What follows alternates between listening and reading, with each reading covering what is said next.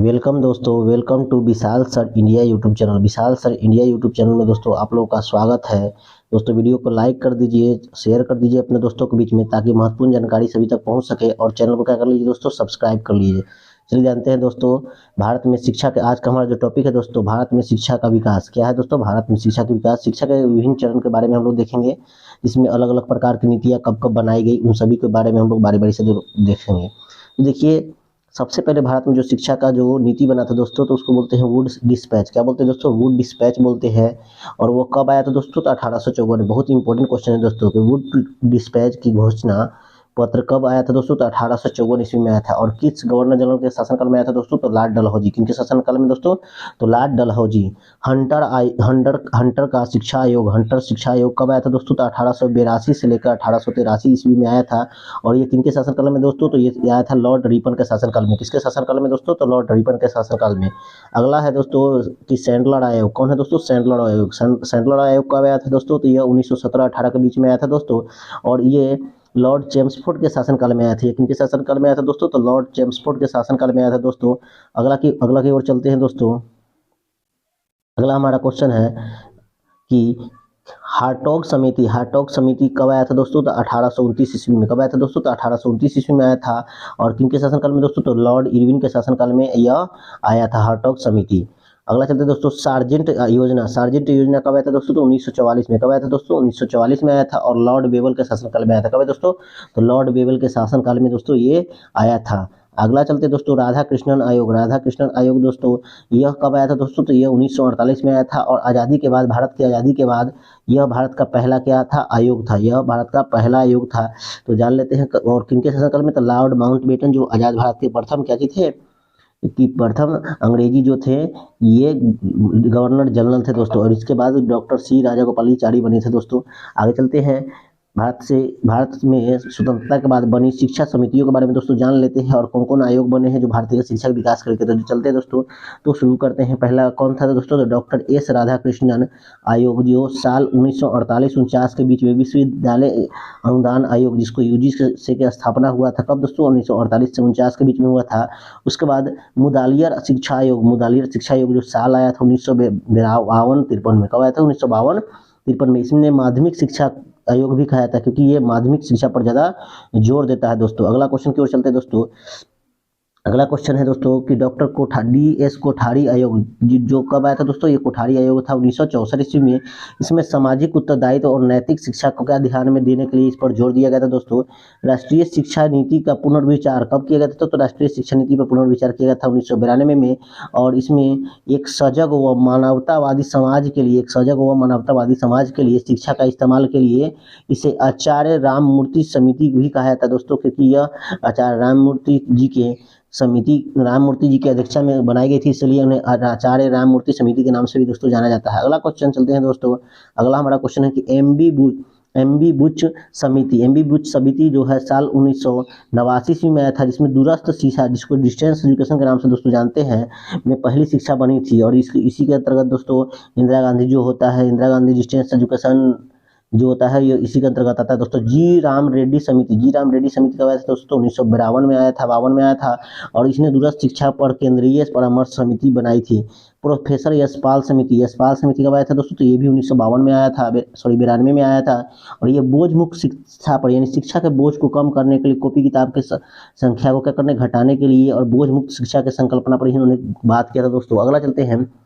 अगला हमारा पॉइंट है दोस्तों कि रामलाल पारेख समिति कब है दोस्तों, तो ये 1993 में आया था। और इसने बीएड पत्राचार समिति बनाया था, कि बच्चों को शिक्षा के लिए जो शिक्षक होना चाहिए वो बीएड किए हुए होना चाहिए। तो किन्होंने किया था, रामलाल पारेख समिति के द्वारा। प्रोफेसर खेरमा लिंगदो समिति कब आया था दोस्तों, तो ये भी 1894 में आया था, 1994 में आया था।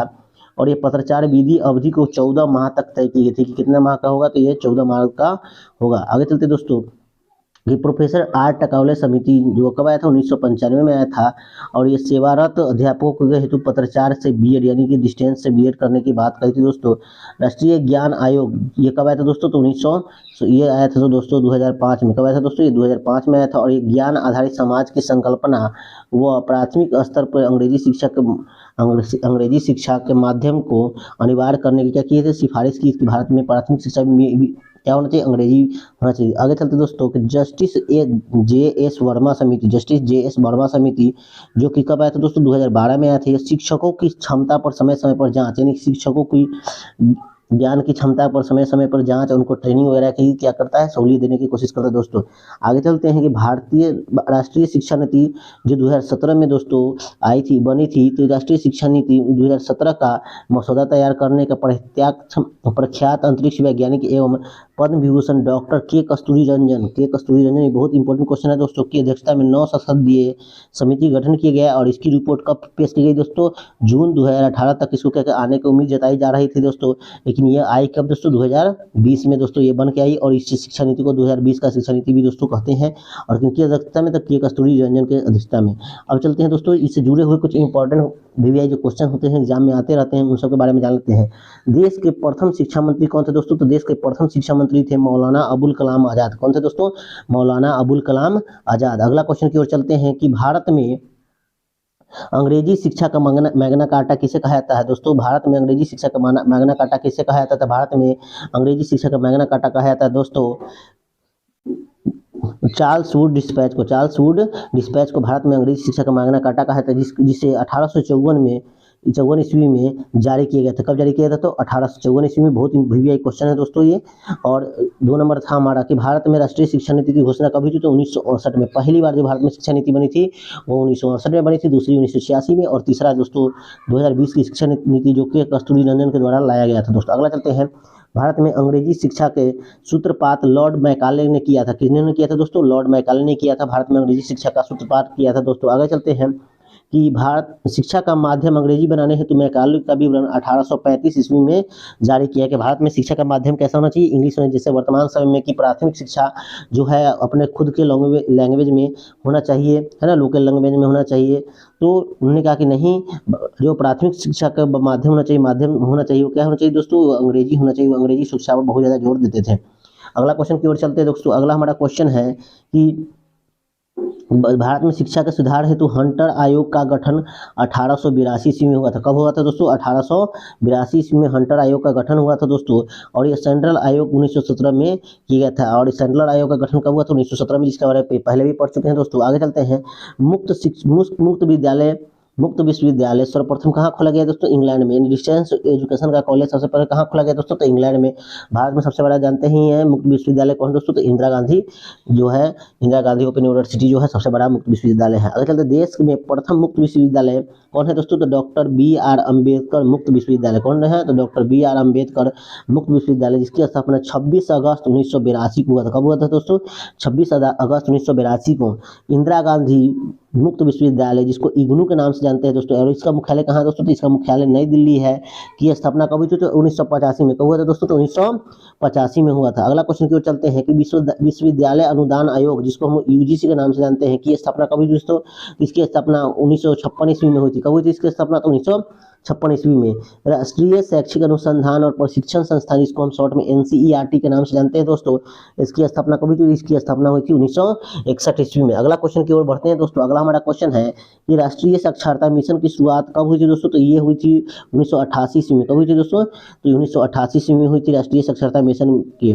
भारत में भारतीय शिक्षा को 10+2+3 यानी 10वीं के बाद 2 साल का इंटर और 3 साल का ग्रेजुएशन का सुझाव किसने दिया दोस्तों? तो कोठारी आयोग ने दिया था, जो वर्तमान समय तक दोस्तों अभी चल रहा है। लेकिन अब नई शिक्षा नीति आने पर इसका पैटर्न बदल गया है, जिसके बारे में हम आगे जानेंगे दोस्तों। कि ऑपरेशन ब्लैक बोर्ड नामक कार्यक्रम कब शुरू किया गया था? तो ऑपरेशन ब्लैक बोर्ड का कार्यक्रम शुरू किया था 1987-88 में। कब दोस्तों? ऑपरेशन ब्लैक बोर्ड चला था 1987-88 में। केंद्रीय अंग्रेजी एवं विदेशी भाषा संस्थान तथा इंडियन स्कूल ऑफ बिजनेस कहाँ है दोस्तों? तो अंग्रेजी या विदेशी भाषा संस्थान ये सब कहाँ है दोस्तों? तो हैदराबाद में। कहाँ दोस्तों?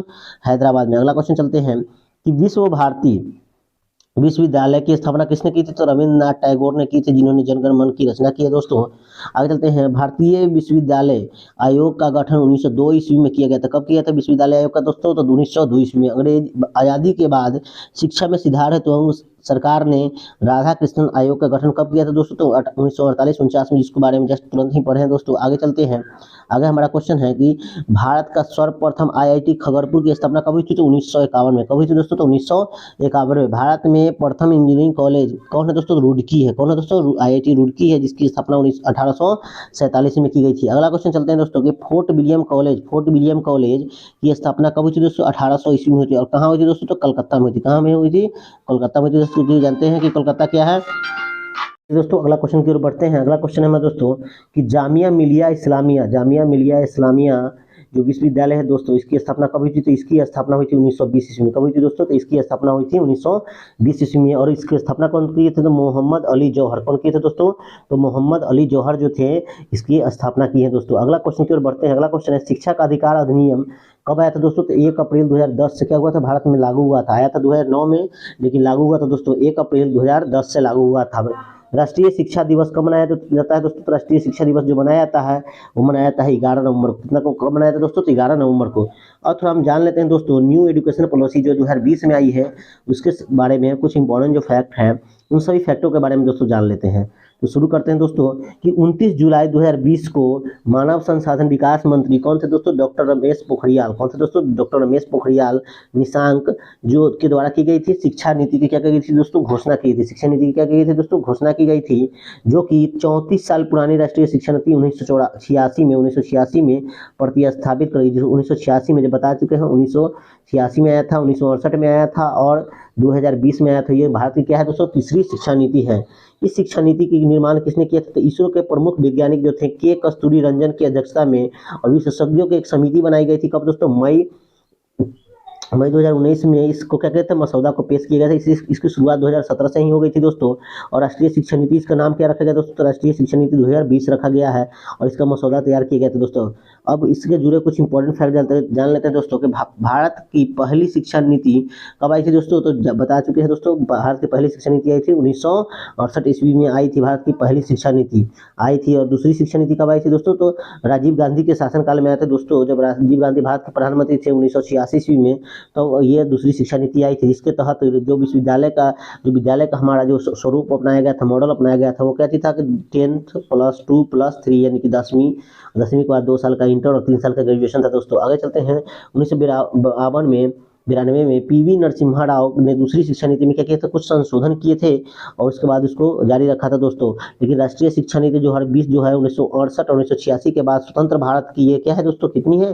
तो तीसरी क्या थी? है तीसरी शिक्षा नीति है। मानव संसाधन विकास मंत्रालय का नाम बदल कर कर दिया गया दोस्तों शिक्षा मंत्रालय। बहुत इंपॉर्टेंट क्वेश्चन है कि मानव संसाधन विकास मंत्रालय का नाम बदल कर क्या कर दिया गया दोस्तों? शिक्षा मंत्रालय का कर दिया गया है। और रमेश पोखरियाल निशंक जो है भारत के प्रथम शिक्षा मंत्री कहलाएंगे। कौन कहेंगे? रमेश पोखरियाल निशंक। आगे चलते हैं। नई शिक्षा नीति से जो वर्तमान में सक्रिय 10+2 शैक्षणिक मॉडल के स्थान पर क्या कर दिए गए दोस्तों? 5+3+3+4 मॉडल अपनाया गया है। अभी क्या है दोस्तों कि नर्सरी, एलकेजी, यूकेजी जो होता है दोस्तों प्राइवेट स्कूल में, प्लस में 1, 2 ये सब क्या हो दोस्तों? ये 5 साल हो जाएंगे। नर्सरी, एलकेजी, यूकेजी प्लस 1, 2 जो है ये 5 साल हो जाएंगे। प्री क्लास का हो जाएगा। उसके बाद 3 साल हो जाएगा प्राइमरी का, 3 यानी 5, 3, 5 ये 8 साल की पढ़ाई में कितना तक? 5वां तक पहुंचेंगे, क्योंकि 3 साल बेसिक क्लास हो जाएगा दोस्तों। और 3 साल क्या हो जाएगा दोस्तों? तो 5-3 हो जाएगा दोस्तों 8 साल, यानी 8वीं तक की कक्षा हो जाएगी। और 4 साल बाद तो 8वीं 8 4 कितना हो जाएगा? 12 साल तक। 12 साल का दोस्तों ये मॉडल तैयार किया गया है। तो देखते हैं कि शिक्षण के माध्यम 5वीं तक कक्षा का भाषा कौन सी है दोस्तों? तो शिक्षक की भाषा क्या है? मातृभाषा है या स्थानीय भाषा या क्षेत्रीय भाषा का इस्तेमाल करना है प्राइमरी लेवल पर, ताकि बच्चों को जो भी अपने आसपास के जो वातावरण है उसे अच्छे से महसूस कर सकें और सीखने में उनको कोई कठिनाई नहीं हो। 6ठी कक्षा से वोकेशनल कक्षाएं शुरू की जाएगी। वोकेशनल मतलब लोगों के रोजगार परक जो कक्षाएं होंगी उनको शुरू किया जाएगी। नई शिक्षा नीति के तहत दोस्तों एमफिल कोर्स को क्या कर दिया गया दोस्तों? समाप्त कर दिया गया है कि एमफिल कोर्स क्या होगा? अब नहीं रहेगा। नई शिक्षा नीति के अनुसार शोध करने वाले छात्रों को अब स्नातक की डिग्री दोस्तों 4 वर्षों कर दिया गया। कितना कर दिया गया दोस्तों? 4 वर्ष। जैसे पहले होता था ग्रेजुएशन के बाद एमबीए कर लीजिए, है ना, तो वैसी बात नहीं है। अब 4 साल करने के बाद डायरेक्टली आप क्या कर सकते हैं कि स्नातक करने के बाद डिग्री प्रोग्राम के बाद सीधे आप क्या कर सकते हैं? पीएचडी में एडमिशन करते हैं। वर्तमान समय में दोस्तों क्या करना होता है पीएचडी में एडमिशन के लिए? कि पहले ग्रेजुएशन पास करना पड़ता है फिर एमए, और उसके बाद यूजीसी नेट क्वालिफाई करने के बाद क्या होता है, पीएचडी में एडमिशन होता है दोस्तों। अब उसके बाद आप एमफिल करना होता था, तो एमफिल की अब जरूरत नहीं, क्योंकि एमफिल समाप्त कर दी गई है। और नई शिक्षा में क्या कर दी नीति में, जीडीपी का कितना, जीडीपी का लगभग 6% खर्च करने की क्या है दोस्तों योजना बनाई गई है, जो वर्तमान समय में कितना दोस्तों 4.43% खर्च होता है, लेकिन इसकी रखा गया कितना दोस्तों कि 6% खर्च करना है। और आगे के इंपॉर्टेंट फैक्ट जान लेते हैं। नई शिक्षा नीति के तहत 2030 तक सभी स्कूलों में शिक्षा का 100% जीआई ग्रॉस इनरोलमेंट रेशियो के साथ माध्यमिक स्तर पर एजुकेशनल फॉर और यानी सभी के लिए शिक्षा का लक्ष्य रखा गया है। उच्च शिक्षा में GIER यानी ग्रॉस इनरोलमेंट रेशियो वर्ष 2035 तक 50% रखने का क्या किया गया है दोस्तों, लक्ष्य रखा गया है कि माध्यमिक लेवल पर 50% बच्चे कम से कम विद्यालय में जरूर रहे।